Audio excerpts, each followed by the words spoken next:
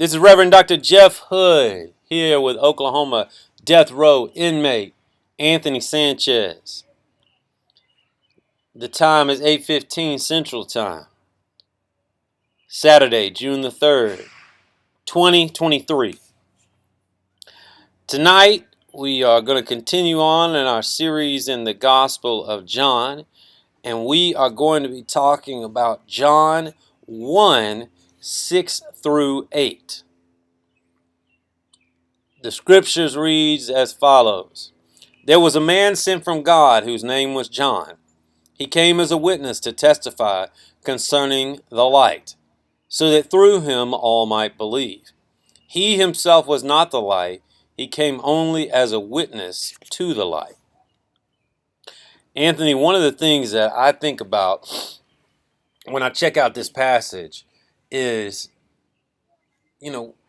John was testifying to the light. And it says he was not the light, but he came as a witness to the light. It's interesting, the wording, because I think that when we touch the light, we become the light. When we allow the light to shine through us, we become the light.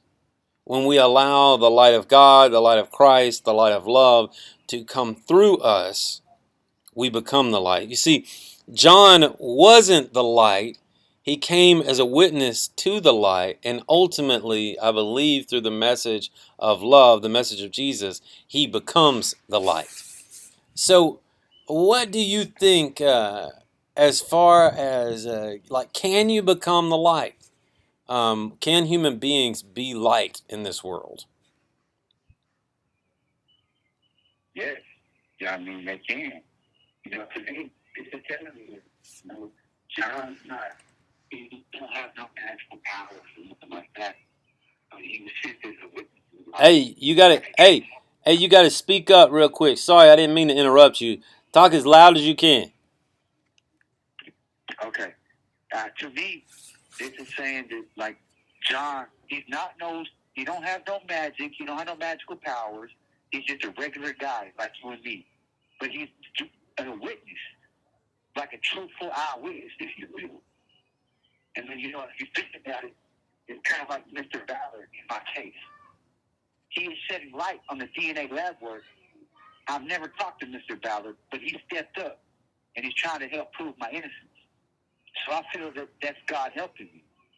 Just like I said yesterday, please let the silent majority step up and use their voices to help me. Jeff, this is not the first time that Oklahoma has had issues with DNA or the handling of DNA. They were prepared this time, but what they didn't count on was someone from their side shining a light on their Frankenstein lab work. And if Mr. Ballard is listening, thank you for helping. Because at times, the heartache is unbearable. It's a gut punch, Mr. Hood. I mean, for the first time in several years, you and Mr. Ballard have given me a little hope. Thank you both. And that's how I kind of think about it. Yeah, it's interesting how when people try to obstruct the light, when people try to love darkness, the way that we counteract such evil is by simply being who we were created to be in the first place. We were created in the image of God. We were created in the image of light. And so the way that we resist is to be the light, to be who and what we were created to be in the first place, the light. Man, I think about John saying that when we show the light, people believe in the light.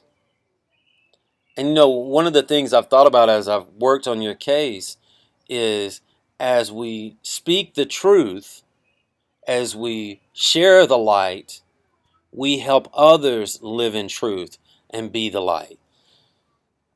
See, when we get to a point where we love darkness more than we love light, what we're doing is we're not just hurting ourselves, we're hurting everyone around us, because it's only the truth, the light, that can set us free. Only the truth and only the light that can set us free. What do you think about that, Anthony? I mean, that is true. That is absolutely true. And you know, if like say, if you refuse the DNA test to the police, then you're automatically the suspect, and they start calling you non-cooperative. But as soon as the roles are reversed, say like the internal affairs are looking into the police, then the police start calling them the rat squad. So why would the police disrespect their own like that if they didn't themselves have anything to hide? So basically, it's funny, everybody is saying that they want the truth to come out, they want the light to come out until they have committed evil and perpetuated darkness, and then they don't want the light or the truth to come out. It's funny how people who say that they are the witnesses of the light really oftentimes are the protectors of darkness. And so you got to make sure that you know who is a true witness of the light and and differentiate that person from someone who's a protector of the darkness. And so, so we've got to surround ourselves with witnesses to the truth, witnesses like John, witnesses of the light. Well, sometimes it's hard to know the difference, though. It's very hard to know the difference. As we've seen in every aspect of my case, there's no murder weapon linked to it. There's no eyewitnesses pointing me out. No fingerprints linked me to it. So how did 12 jury members put me on death row? Was it simply because there were 12 angry white jury members?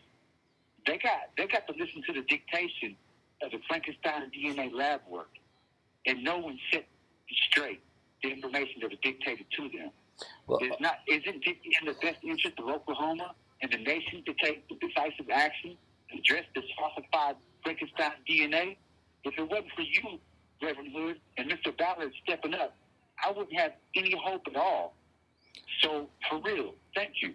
Well, that's what it's not just about me. It's not just about David. It's not just about your case.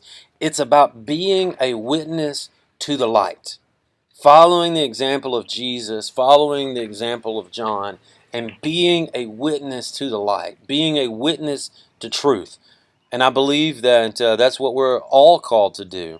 And my calling comes from the gospel as we read it here, the gospel of light, the gospel of Christ, the gospel of God. But I want you to know that in speaking your truth, you are also being a witness to the light. And so hopefully, as we continue to perpetuate truth and continue to be witnesses to the light, we might let light shine before men so that they might see their evil deeds. Light shine before men and women, people, so that they might see their evil deeds and turn back to the light. All right, well, that's it for tonight. We thank you very much. Love you, Anthony, and we thank everybody for listening. Good night.